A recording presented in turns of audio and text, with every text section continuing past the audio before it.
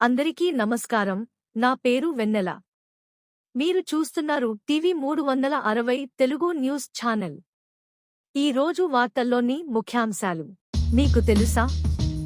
మే 1 నుండి ఈ మార్పులు అమల్లోకి వచ్చాయి. మే 1న క్యాలెండర్ మాత్రమే కాదు, మన రోజువారీ జీవనశైలిలోనూ భారీ మార్పులు చోటు చేసుకున్నాయి. ఏటీఎం ఛార్జీలు నుంచి రైలు టికెట్లు, గ్యాస్ ధరల నుంచి పన్నుల వరకు అనేక రంగాల్లో కొత్త నిబంధనలు అమల్లోకి వచ్చాయి. ఏటీఎం విత్డ్రా ఛార్జీలు పెంపు. 2 బ్యాంకుల మధ్య ఏటీఎం వినియోగానికి కొత్త ఛార్జీలు వర్తించబోతున్నాయి. నెలవారీ ఉచిత లావాదేవీలు ముగిసిన తర్వాత ప్రతి ట్రాన్సాక్షన్ కి ₹21 బదులు ఇప్పుడు ₹23 వసూలు కానుంది. మెట్రో నగరాల్లో నెలకు 3, ఇతర ప్రాంతాల్లో 5 ఉచిత లావాదేవీల వరుస కొనసాగుతుంది.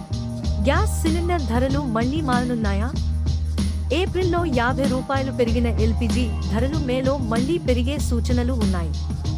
ప్రభుత్వం ప్రతి 15 రోజులకు ధరలు సమీక్షించనున్నట్టు కేంద్ర మంత్రి హర్దీప్ సింగ్ పూరి ప్రకటించారు.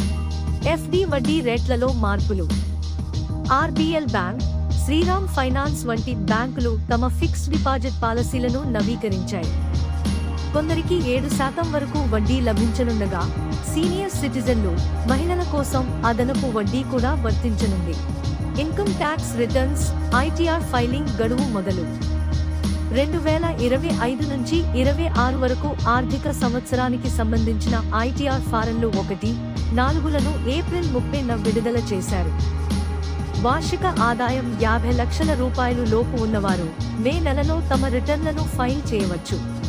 బ్యాంకుల విలీన ప్రక్రియ.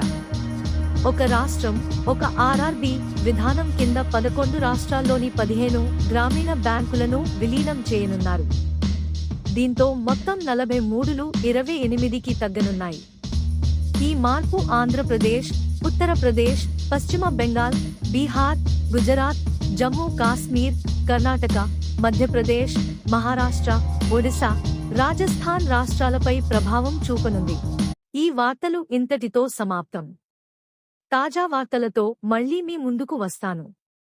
ఈ టీవీ 360 తెలుగు న్యూస్ ఛానల్ను తెలుగు ప్రజలు సబ్స్క్రైబ్ చేసి మా ఛానల్ను ఆదరిస్తారని కోరుకుంటున్నాను. ధన్యవాదములు.